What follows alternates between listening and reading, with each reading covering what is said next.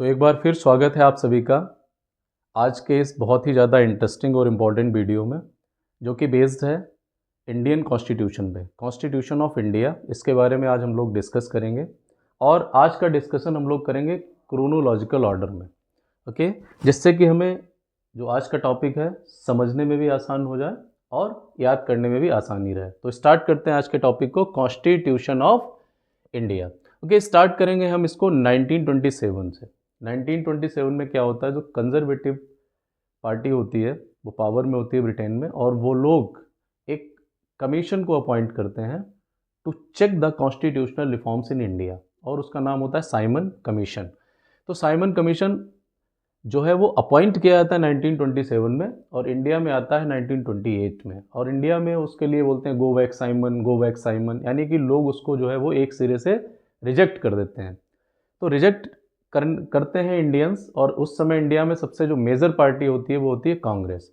तो Congress party and बहुत सारे लीडर्स जो डिफरेंट पार्टीज़ के हैं, कोई भी इसके साथ एग्री होता नहीं है, क्योंकि इसमें जो मेंबर्स आते हैं, those who were appointed in Simon commission, 7 members थे, तो उसमें कोई भी मेंबर इंडिया का मेंबर नहीं था।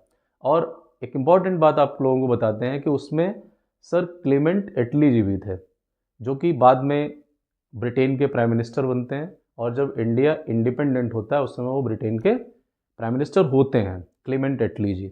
ओके, ठीक है, इसमें कोई इंडिया का मेंबर था नहीं, इसको लोगों ने रिजेक्ट कर दिया इंडिया में।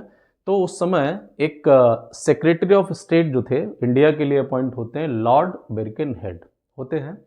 वो फिलहाल ये क्लेम करते हैं कि भाई Indian leaders are not capable to make their constitution, क्योंकि हम लोगों के पास में इतना आईक्यू नहीं है कि हम लोग जो है वो कॉमन चीज़ों को शेयर करके, ठीक है, एक रास्ते पर सबको ला करके ब्रदरहुड से, म्यूचुअल हार्मनी से अपना कॉन्स्टिट्यूशन बना पाएँ। लेकिन क्या होता है कि ये चैलेंज एक्सेप्ट कर लिया जाता है, and challenge was accepted by Congress leaders, mainly Motilal Nehru and 8 other Congress leader in 1928। अब हम लोग फर्स्ट यहाँ से स्टार्ट कर रहे हैं 1928। इस समय क्या होता है कि Motilal Nehru and 8 other Congress leader they drafted constitution of India.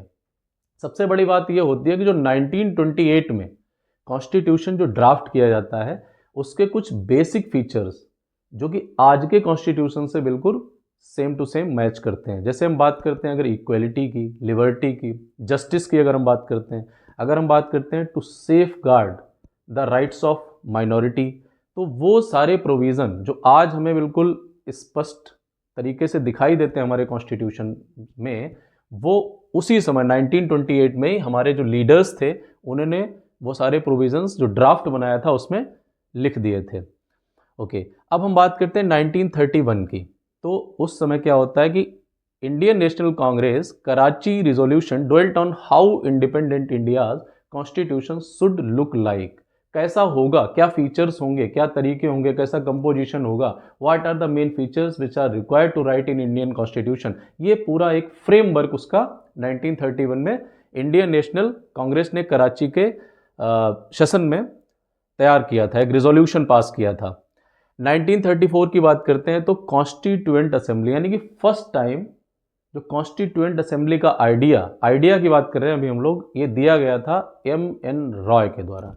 एक बहुत ही पायनियर पर्सनालिटी होते हैं through to launch the communist movement, उनका नाम होता है M.N. रॉय, यानी कि फुल फॉर्म है इनके, फुल नेम है इनका मानवेंद्र नाथ रॉय। ठीक है, अभी हम बात करते हैं कम्युनिस्ट मूवमेंट, यानी जो कम्युनिस्ट लोग होते हैं, या कम्युनिस्ट आइडियोलॉजी क्या होती है। कम्युनिस्ट आइडियोलॉजी होती है वो प्राइवेट प्रॉपर्टी को इग्नोर करती है, यानी उसके ऊपर बात नहीं करती है। वो ये नहीं चाहते हैं कि कोई भी मशीनरी है, लैंड है, या कोई भी रिसोर्सेज हैं, उसके ऊपर किसी भी इंडिविजुअल आदमी का हक होना चाहिए। ओके, ये बात करते हैं कि रिसोर्सेज पे, मशीनरी पे, लैंड या जो भी रिसोर्सेज हैं कंट्री में, उसके ऊपर हक होना चाहिए गवर्नमेंट का, और जो भी उससे प्रॉफिट अर्न किया जाएगा it will be distributed among the community. Okay, ये हो गई कम्युनिस्ट आइडियोलॉजी, और इसको जो है मेनली इसमें इन्होंने प्रोमिनेंट जो रोल था वो M.N. रॉय जी ने निभाया था। अब हम बात करते हैं 1935 की। First time Indian national Congress officially demanded for constituent assembly. अब होता है ऑफिशियली डिमांड की बात आ रही है। ऑफिशियली डिमांड किया था फर्स्ट टाइम 1935 में इंडियन नेशनल कांग्रेस ने। ओके, अभी देखो बातें चल रही हैं कॉन्स्टिट्यूएंट असेंबली की, अभी कुछ हुआ नहीं है, आगे एक्शन होगा। 1938 जवाहरलाल नेहरू ने कहा था कि इंडियन कॉन्स्टिट्यूशन जो है it must be framed without any interference of external power, या किसी भी बाहरी व्यक्ति का या जो भी आउटसाइडर है उसका हमें कोई इंटरफेरेंस नहीं चाहिए जब हम अपनी इंडिया फ्री इंडिया का कॉन्स्टिट्यूशन बनाएंगे। ओके, अब टाइम आता है 1948 का। इस समय लॉर्ड लिथिगो जी होते हैं, वो एक ऑफर देते हैं which was known as August offer because it was given in month of August on 8 of August 1940। तो इसका पर्पस क्या था कि उन्होंने हमें ऑफर दिया, इंडिया को ऑफर दिया, उसका पर्पस ये था actually they wanted the support of Indian in second world war. Second world war चल रहा था जो कि सितंबर 1939 में स्टार्ट हो जाता है। तो उस समय उनको इंडियंस का सपोर्ट चाहिए था, तो उन्होंने क्या किया कि भाई ठीक है, हम आपके लिए एक ऑफ़र देते हैं कि आप अपना कॉन्स्टिट्यूशन बनाएंगे, यानी कि हम लोग आपका कॉन्स्टिट्यूशन बनाएंगे और जो है आप ये ऑफ़र लीजिए। लेकिन उसको क्या किया इन्होंने, इंडियंस ने, हम लोगों ने उसको रिजेक्ट कर दिया। क्यों रिजेक्ट किया? क्योंकि भाई हम लोगों को फुल्ली फ्रीडम चाहिए थी, फुल इंडिपेंडेंस चाहिए थी। ओके, और वो क्या कर रहे थे कि हमें डोमिनियन स्टेटस की तरह का दर्जा दे रहे थे कि भाई जो है एक्सटर्नल अफेयर्स होंगे they will be decided by British government and you could decide your internal affairs, internal issues. तो वो हमें एक्सेप्ट नहीं था, तो हम लोगों ने उसको क्या किया, इंडियंस ने उसको रिजेक्ट कर दिया अगस्त ऑफर को। ठीक है, फिर 2 साल बाद टाइम आता है 1942। 1942 में क्रिप्स मिशन जो है वो भारत में आता है, इंडिया में आता है, और इसके जो प्रेसिडेंट होते हैं, चेयरपर्सन होते हैं, वो होते हैं सर स्टेफर्ड क्रिप्स। ओके, उनकी चेयरमैनशिप में जो है वो क्रिप्स मिशन आता है। उसका भी पर्पस लगभग सेम ही होता है, क्योंकि उस समय जापान जो था वो डोमिनेट कर रहा होता है, जो ईस्ट एशिया वाला फेज़ है, और जो साउथ एशिया वाला एरिया है वहाँ पे लगभग जापान जो है पूरे एरिया को डोमिनेट कर रहा होता है। और उसके अगेंस्ट जो इनको सपोर्ट चाहिए होता है ब्रिटिशर्स को, उसके लिए ये एक ऑफर यहाँ पे देते हैं क्रिप्स मिशन की तरह कि भाई ठीक है, आपका कॉन्स्टिट्यूशन जो है वो बनाया जाएगा। लेकिन अब इस टाइम क्या होता है, मुस्लिम लीग उसको रिजेक्ट कर देती है because they were demanded for the autonomous state. इनको अलग जो है वो कंट्री चाहिए था, अलग कॉन्स्टिट्यूएंट असेंबली चाहिए थी अलग कंट्री बनाने के लिए। तो इसलिए अब ये क्रिप्स मिशन भी यहाँ से रिजेक्ट हो गया, ये भी वापस चले गए। अब टाइम आता है 1946 का। 1946 में कैबिनेट मिशन, मेनली इसमें जो मेनली क्या 3 ही मेंबर आते हैं यहाँ पे, Lord Pethick Lawrence, sir Stafford Cripps और AB अलेक्जेंडर। ठीक है, तो ये 3 मेंबर आते हैं यहाँ पे कैबिनेट मिशन के रूप में, और ये जो है लगभग मुस्लिम लीग को कन्विंस कर लेते हैं। Okay, whether they rejected the plan for separate constituent assembly. Separate constituent assembly पे एग्री नहीं थे, लेकिन इन्होंने कहा कि हम स्ट्रक्चर ही इस टाइप का कॉन्स्टिट्यूएंट असेंबली का बनाएंगे कि उसमें आप भी कन्विंस होंगे, आपके इश्यूज को भी जो है वो जगह मिलेगी। तो ठीक है, इस टाइम मुस्लिम लीग जो था वो एग्री हो गया and they started to make their plan and they published their plan in May 1946। अब मार्च में आए और मई 1946 में इन्होंने अपने प्लान को पब्लिश कर दिया और बताया कि भाई टोटल स्ट्रेंथ होगी okay for the members of constituent assembly it will be 389 members. 389 members होंगे कॉन्स्टिट्यूएंट असेंबली में, जिसमें 296 okay they will be the representative from British India, जो ब्रिटिश प्रोविंस है under governor of British government. Okay, वहाँ से 296 members होंगे, और जो 296 मेंबर्स होंगे वो प्रिंसिपल कम्युनिटीज़ यानी सिख, मुस्लिम और जनरल, यानी सिख और मुस्लिम के अलावा जो भी कम्युनिटीज़ होंगी they will come under general community. उसमें से 296 मेंबर्स जो है वो इलेक्ट होकर के आएंगे। बचे हुए जो 93 हैं they will be nominated by princely states. Princely states हैं, वहाँ से नॉमिनेट होकर के 93 सीट्स जो है वो फिल करेंगे। ओके, इलेक्शन प्रोसीजर क्या था इस समय, जो 296 मेंबर्स को इलेक्ट करने के लिए by the method of proportional representative by means of single transferable vote. The representative of each community were to be elected by members of that community in the provincial legislative assembly. Provincial legislative assembly में जो इन communities के already elected members हैं, सिख, मुस्लिम और general elected members हैं, इसी community के हैं जो कि ऑलरेडी लेजिस्लेटिव असेंबली में बैठे हुए हैं, वो लोग क्या करेंगे, प्रोपोर्शनली वो लोग इलेक्ट करेंगे इसी कम्युनिटी के मेंबर्स को, जो कि यहाँ पे 296 मेंबर्स आने हैं। ओके, सिंगल ट्रांसफरेबल वोट का मतलब ये होता है कि चॉइस के अकॉर्डिंग होता है, फर्स्ट सेकंड थर्ड चॉइस उसमें फिल करनी होती है बैलेट पेपर में, उसके अकॉर्डिंग जो है वो जो टॉप में आता है नंबर 1 तो वो सेलेक्ट हो जाता है यानी इलेक्ट हो जाता है। ठीक है, ये था इलेक्शन प्रोसीजर यहाँ पे। ठीक है, और क्या होता है, जो इलेक्शन होता है वो कब किस महीने में होता है, जुलाई अगस्त 1946 इलेक्शन हेल्ड फॉर 296 सीट्स।